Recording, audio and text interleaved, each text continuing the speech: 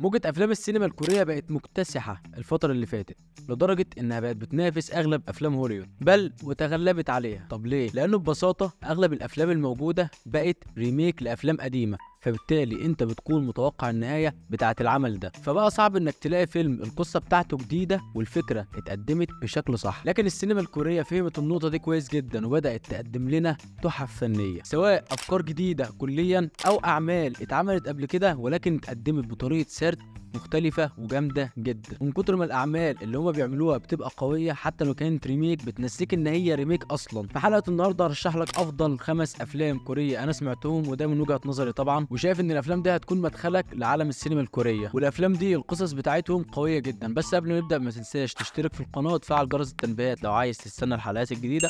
لو الحلقة عجبتكم تقدروا تعملوا لايك، يكون عندك سؤال تسيبه تحت في الكومنت، ولو في أي ترشيحات برضه تقدر تسيبها تحت في الكومنت. الأفلام اللي هقولها النهاردة ملهاش ترتيب، كلها هتعجبكم، وده يوريك قد إيه كوريا بقت ذكية فنيا عشان تقدر تلبي كل احتياجات الجمهور وتعمل أفلام بتعجب الكل حرفيا. أول فيلم معانا في القايمة وهو رائعة بونج جون هو، الفيلم العبقري فيلم باراسايت. قبل ما نخش بالفيلم ونتكلم عنه او نخش في القائمه، فالترشيحات فيها فيلم او اتنين انتوا ممكن تكونوا سمعتوهم، عشان كده هبدا بيهم الاول. الفيلم خلاني اضحك وازعل واتضايق وابقى هادي، خلاني حرفيا احس بكل حاجه وعكسها. قبل ما ندخل في قصه الفيلم، فالمخرج بونج جون هو قال ان احداث الفيلم مستوحاه من احداث حقيقيه. اول حاجه استوحى بيها احداث الفيلم ده ان هو لما كان شغال عند عيله كوريه غنيه، فهو كان بيحس ان هو بيتجسس عليهم. تاني حاجه انه من 80 سنه كان في بنتين شغالين عند عيله غنيه فقتلوا كل العيله دي. المهم قصه الفيلم باختصار بدون حرق الاحداث، الا لو احنا مضطرين نحرق الاحداث دي. الفيلم بيقول لك ان الفقر عباره عن غاز وان الغنى عباره عن نار. ماذا لو جمعنا الغاز مع النار وحبينا نتفرج ونشوف النتيجه هتكون عامله ازاي، رغم ان احنا متوقعين النتيجه دي. ده اللي المخرج العبقري بونج جون هو عمله في الفيلم باراسايت. خلى عيله فقيره تجتمع مع عيله غنيه تحت سقف بيت واحد، وورينا الصراع اللي بيدور بينهم، سواء كان صراع اخلاقي او صراع فلسفي او صراع انساني. وفي النهايه قدم لنا واحد من افضل الافلام في تاريخ البشريه حرفيا. الموضوع بدا لما كيو صاحبه قال له انت هتروح تدرس بين اصحاب البيت ده، فكيو في البدايه ما كانش موافق، بس بعد كده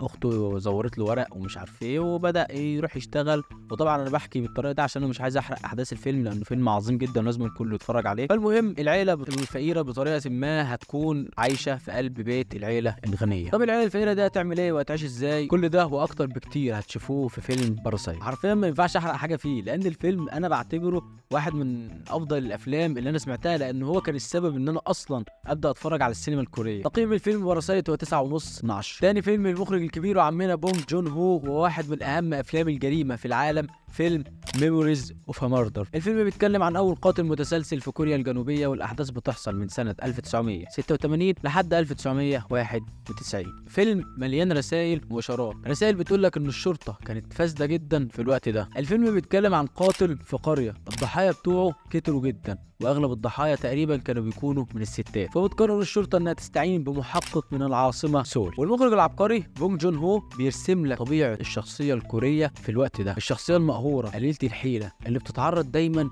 للتعذيب، سواء كان من اصحاب السلطه او الشرطه او حتى القتله المتسلسلين والسفاحين المجرمين، وهم لا حول ليهم ولا قوه. تقييم الفيلم هو 9.5 من 10، وفيلم تجربته فريده جدا وهيعجبك. ثالث فيلم معانا هو فيلم تاكسي درايفر الكوري مش الامريكي. الفيلم هنا بيتكلم عن ماتسيو، سواق تاكسي بسيط هيكون هو السبب في تغير كوريا كلها. فيلم وانت بتسمعه تحس ان انت بتقرا حاجه للادب الروسي، حاجه كده توريك مدى معاناه وبؤس الطبقه الفقيره، وتفكرك قد ايه ان السينما هي مرآة بتعكس حياة الناس دي، علشان يكون في ايدك انت انك يا اما تساعدهم او تكبر دماغك منهم. طبعا مش هحرق اي حاجه من الفيلم لانه تحفه فنيه ولازم كلكم تتفرجوا عليه، وتقييمي ليه هو 9.5 من 10. اضحك وسوف يضحك العالم معك، ابكي وسوف تبكي وحيدا. دي كانت افضل جمله سمعناها في افضل فيلم كوري انا سمعته، او واحد من افضل الافلام الكوريه اللي سمعتها، هو فيلم اولد بوي. اجمل حكمه هتسمعها من صاحب الحظ التعيس اللي يوم عيد ميلاد بنته هيتحبس في اوضه. هيتحبس قد ايه؟ حوالي 20 30 سنه في الاوضه دي. صاحبنا هيجيب كراسه ويكتب فيها اسماء كل الناس اللي اذاهم في حياته، وهنكتشف انه كان شخص مؤذي جدا. ولكن هل هو كان مؤذي لدرجه انه يتحبس او يتحرم من عمره بالطريقه البشعه دي؟ طب هو يعمل ايه عشان يتحرر؟ ولما يتحرر هيعمل ايه في اللي سجنه؟ وهل لما يتحرر اللي سجنه هيعذبه تاني او هيعمل فيه حاجه تاني ولا هيكتفي بكده؟ فيلم عميق جدا ونهايته مش سهله، بس اللي اعرفه ان الفيلم ده هو تجربه فريده ومش بنشوفها كتير، ونادرا لما تلاقي حاجه زي فيلم اولد بوي. مش احلى في حاجه، بس اقدر اقول ان فيلم قوي جدا ويستحق المشاهده، وتقييم الفيلم ده هو 9.5 برضه من 10. وبالمناسبه فيلم اولد بوي هو واحد من الافلام اللي مهما سمعته عمرك ما هتزهق منه. رابع فيلم معانا هو الفيلم وقبل الاخير، الفيلم المأساوي السوداوي، فيلم سايلنسد. فيلم مؤذي نفسيا اكتر من كل الافلام اللي فاتت حرفيا، واللي يخلي الفيلم سوداوي اكتر انه مبني على احداث حقيقيه. وطبعا مش هقول لكم قصه الفيلم لان ما ينفعش احكيها، لكن كل اللي هقول لكم انكم تدخلوا تتفرجوا على الفيلم ده وتشوفوا برضه لتاني مره بقولها في الحلقه ان قد ايه السينما بتعكس معاناه الفئات المظلومه او معاناه اغلب الناس اللي مش قادرين يتكلموا. وهو واحد من افضل الافلام الكوريه اللي اتعملت. تقييمي ليه يعني مش عايز اديله 10 من 10 لان مفيش حاجه اسمها فيلم او عمل ياخد 10 من 10، الكمال لله وحده.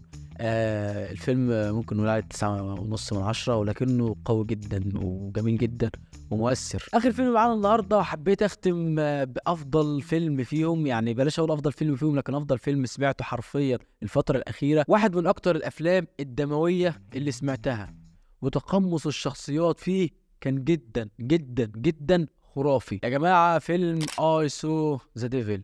الفيلم كان عبقري بكل المقاييس. السفاح في الفيلم تقمص الدور بطريقه غبيه، والشرطي اللي هو المفروض يكون الشخص الطيب والكويس اللي بيحمي الناس انتقاما من السفاح هيتقمص الدور برضه بطريقه سايكو وغريبه ومش متوقعه جدا. فلما تتعمق في احداث الفيلم هتبدأ تسأل نفسك السؤال ده: I saw the devil. هو مين فيهم الشيطان الحقيقي؟ هل هو السفاح لأنه كان بيقتل الناس بطريقة وحشية؟ الشرطي لما بدأ ينتقم من السفاح ورانا جانب أسوأ من السفاح نفسه. فعلى مدار الفيلم هتفضل تسأل نفسك نفس السؤال: مين هو the devil أو مين هو الشيطان الحقيقي فيهم؟ وهتلاقي نفسك على مدار أحداث الفيلم يعني أنفاسك محبوسة من كتر ما الأحداث مشوقة، ومستني تعرف ايه اللي هيحصل في الحاجة اللي بعد كده.